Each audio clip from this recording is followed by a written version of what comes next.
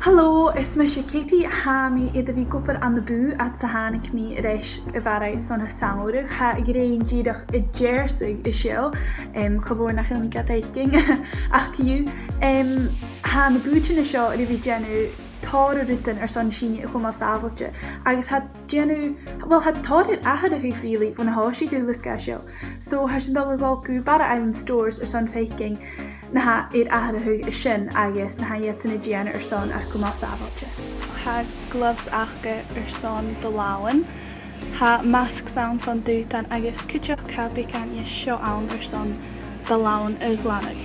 Ca baci chinnacha le bíag chidam gus an bhí go deorán son rud cin son thula duine.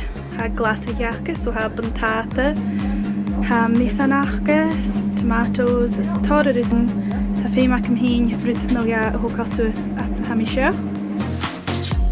Agus múrach. Dótha go tóg mi sé ju seo chuas cuideach at sa hat am. So, ha mi díadach rééis an bhú chad go fata íte really, díadach thug mi chuas rud nóga.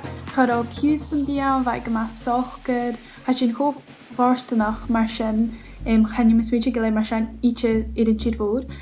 Ciú ha mi switching go le chó cútramach go bhfuil sin taingal son na hacking is seo an na bara agus na lus duine déanú ans na búte ní fégalpa son síine chum á sábhailte agus a táirisiún na ha féimaching éad really. So go má práseáil agus go má taingal.